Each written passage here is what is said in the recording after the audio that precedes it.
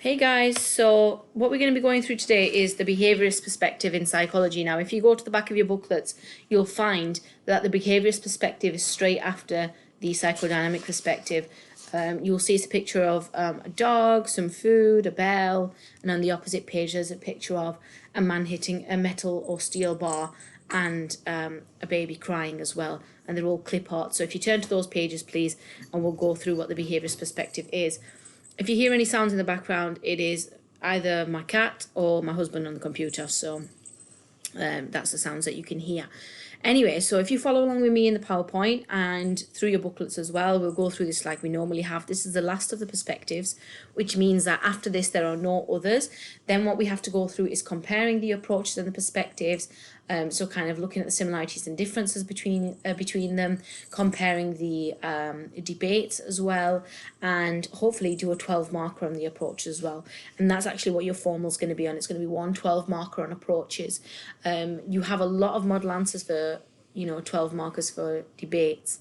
And I gave you those before we all went into self-isolation, so you should have those with you, but we're going to go through 12 markers and approaches later on in this week. Okay, so the behaviourist perspective then. So another perspective, again, I said to you before that perspectives are called perspectives and not approaches because they don't have specific studies that go beneath them. It's just a number of studies that if you can fit it within that area, then you can say that it belongs to that particular area. Whereas the approaches have 4 studies each. The perspectives, however, could have a number of studies depending on how you justify it. For us, we have 2 studies that fit in the behaviourist perspective, and I'll look at that a little bit further on down the lesson. So we need to know the defining assumptions of the behaviourist perspective. So the perspective suggests that we're all born a tabula rasa. Now you need to know this word. It's quite an important key word. And a tabula rasa basically means a blank slate. We're all born a blank slate, meaning that we have no prior knowledge of anything when we are born. And he said people in the behaviourist perspective suggest that all behaviour is learned from our environment through 3 different processes: operant conditioning, classical conditioning, and SLT. SLT meaning social learning theory. Now, we've looked at social learning theory when we looked at Bandura's study, so hopefully you will know a little bit more about that, but I will go through it anyway. But they believe that all behaviour is learned from our environment through these 3 processes, and they support the nurture side of the nature-nurture debate the most, because they believe that everything is learnt. The next assumption is the perspective believes that only observable behaviours should be studied rather than internal processes such as memory. So this one differs quite a lot from the cognitive approach, because the cognitive approach says we should look at internal mental thinking processes like memory, perception, knowledge, intelligence, whereas the behaviourist perspective, on the other hand, says that only observable behaviours should be looked at. So because we can't physically see memory, we shouldn't be studying memory. So we should only look at behaviours that we can actually see through experimentation. Therefore, they tend to use highly controlled lab experiments to test how experiences with the environment produce changes in our behaviour. So those are the 3 assumptions that we've got for the behaviourist perspective. It's only observable behaviour should be looked at. All behaviour is born from the learned from the environment through those 3 processes, and we're all born a blank slate. And also, we tend to use highly controlled lab experiments to test how experiences with the environment can produce changes in behaviour. So I'm going to go through those 3 processes first: classical, operant conditioning, and social learning theory. Now, classical conditioning, I'll ask you to hold off from watching the video until I've explained it to you, but it was put forward by someone called Ivan Pavlov. Now, Pavlov, you may have heard of Pavlov's dogs before, but we're going to be going through kind of what he discovered. Basically, he started off with doing salivary gland tests with his dogs, and while he was testing the salivary glands of the dogs, he stumbled upon something that he wasn't originally looking for. Now, what Pavlov found was that when he used to go into the room where the dogs were to test kind of how much they salivated, or to test how much they drooled, basically, whenever he started walking towards them, they'd start drooling automatically, or when his assistants started walking towards the dogs, they would start drooling automatically. And he thought, well, where have they learnt that from? Because that's obviously a learnt response, because they never used to do that before. And this is where kind of Pavlov's experiment came into play.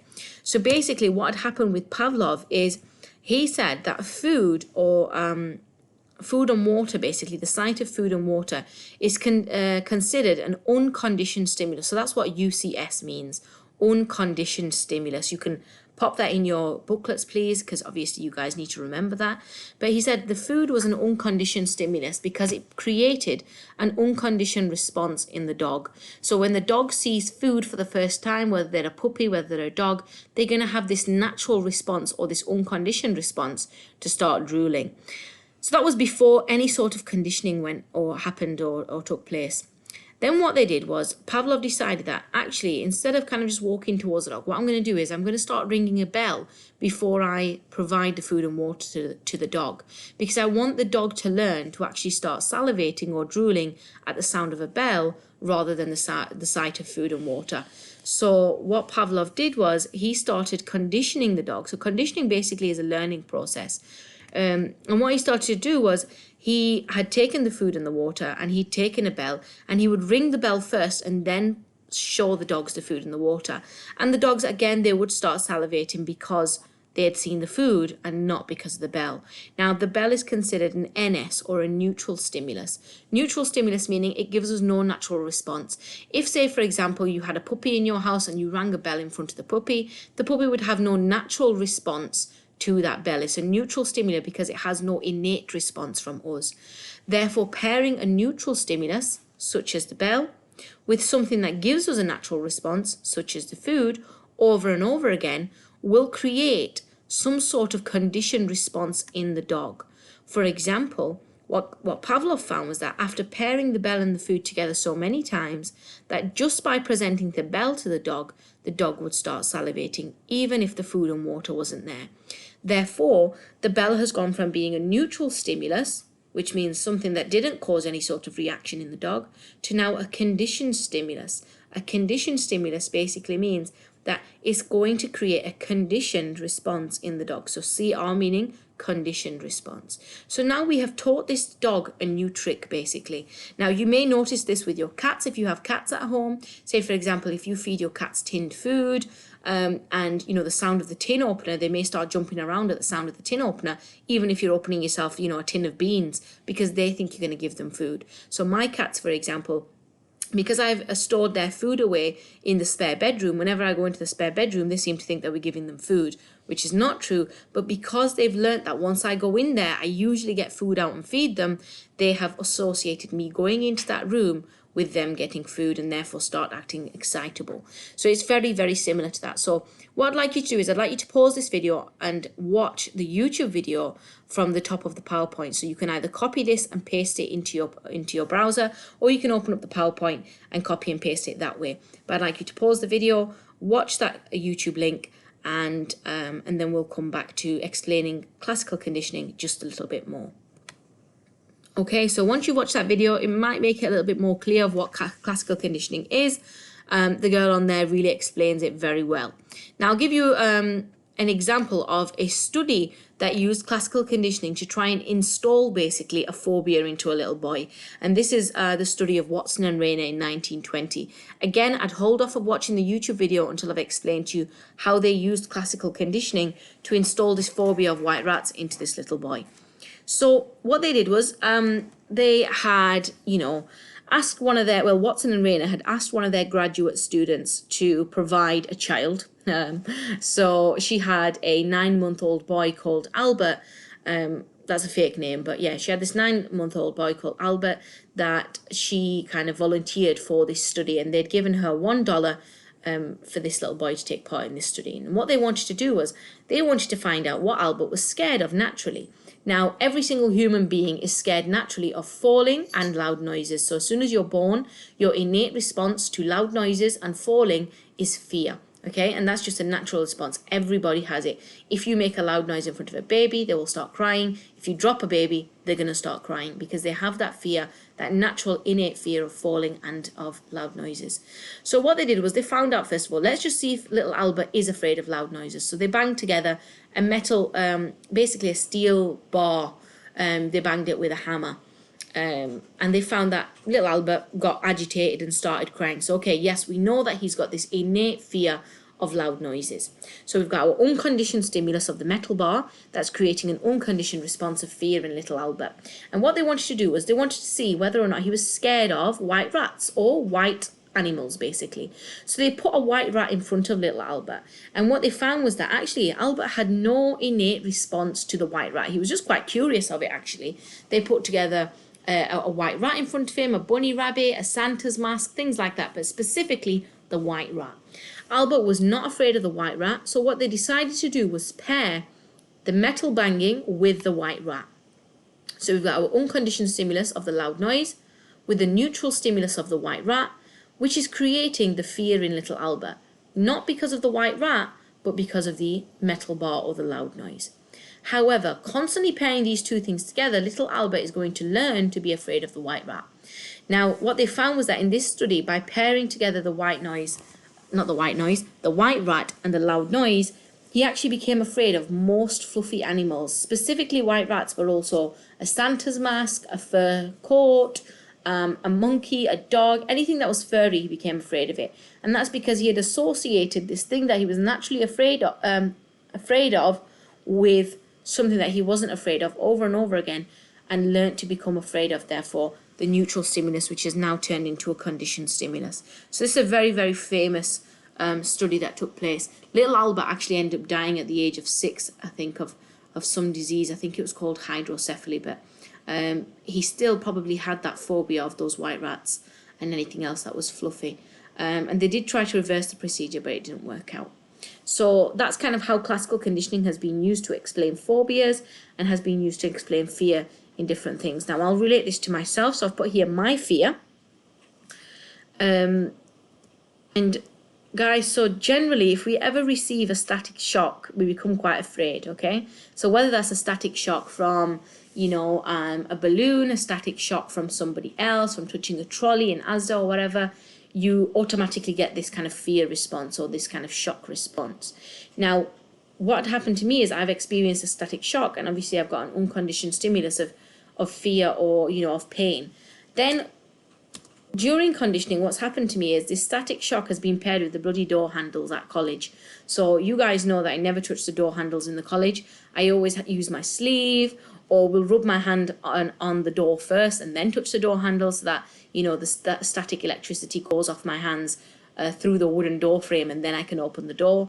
But because I would have felt a static shock before, pairing that with the door handles, now anytime I come across any sort of door handle that is metal, I will usually touch the door first and then open up the door handle, and that's because it has created this fear in me of door handles.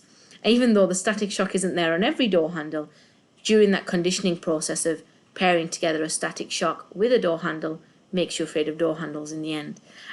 So that's for mine. For you, those of you that are probably afraid of, say, for example, going to the dentist, it may be that your unconditioned stimulus that made you have an unconditioned response of fear is, say, somebody injecting you, okay? So the dentist putting a numbing injection into your gum may have made you feel unconditionally quite scared, or you may have felt some sort of pain.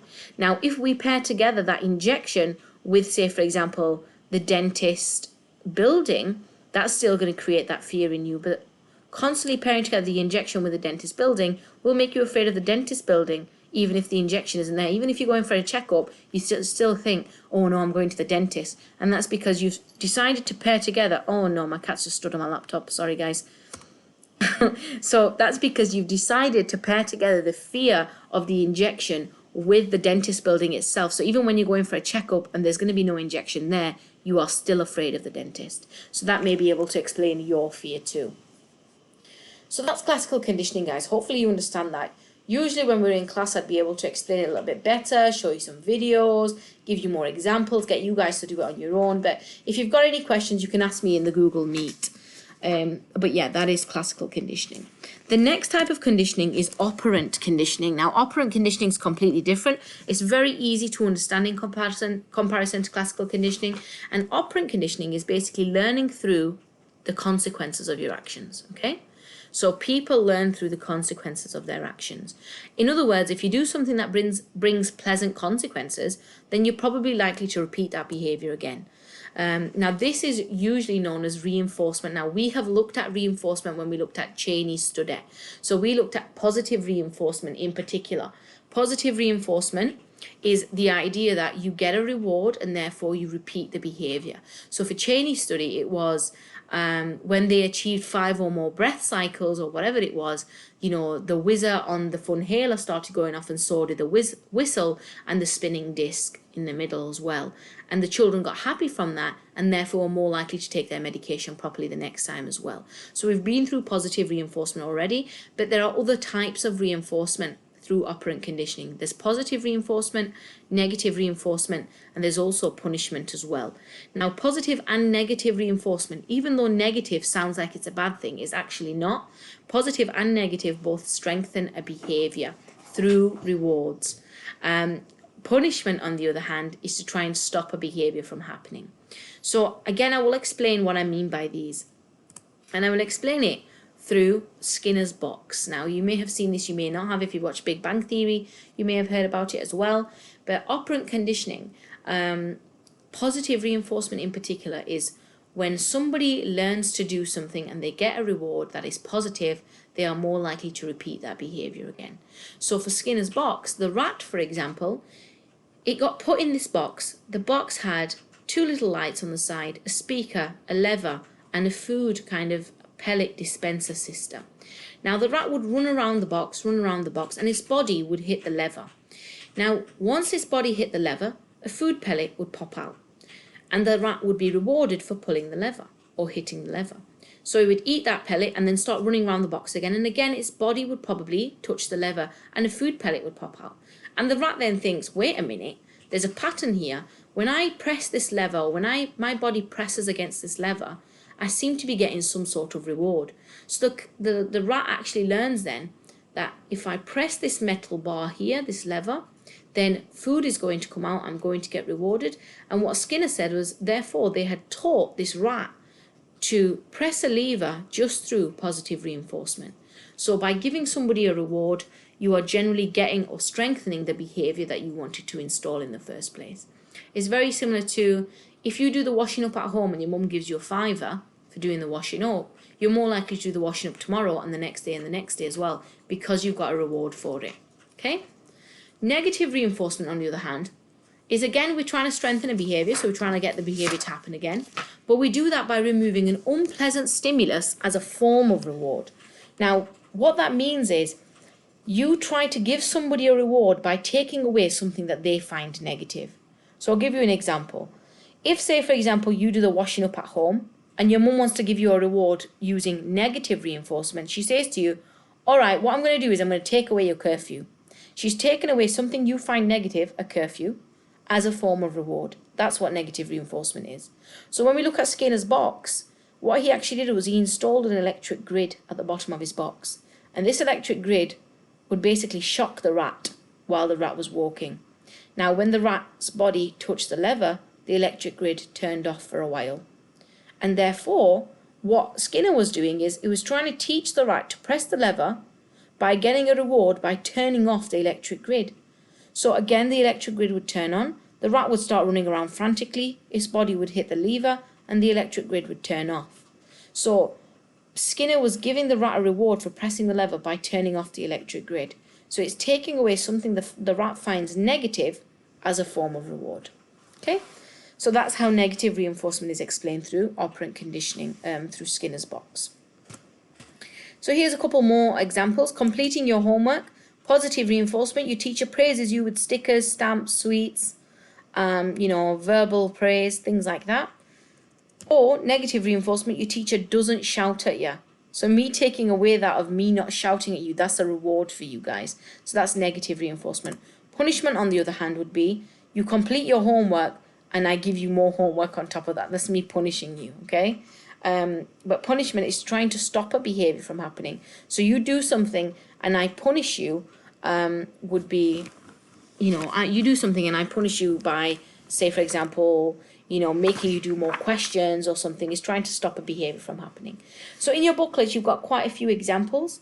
Pause the video, have a go at those examples 1 to 8 and answer the question as well in the box, and then come back to this video and we'll go through it together.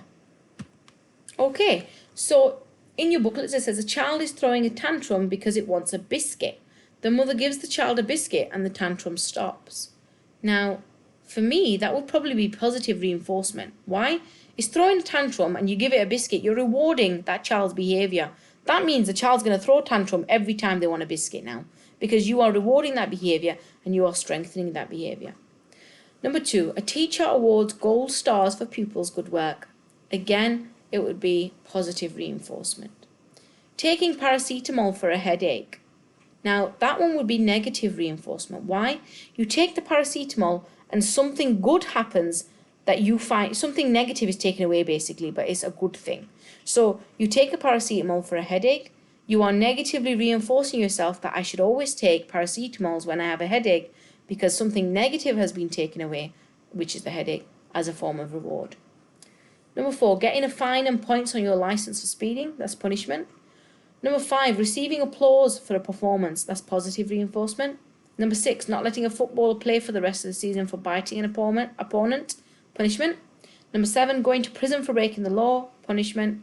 And number 8, taking away a child's chores because they did well at school. Negative reinforcement. They did well, you reward them by taking away something they find negative, okay, as a form of reward.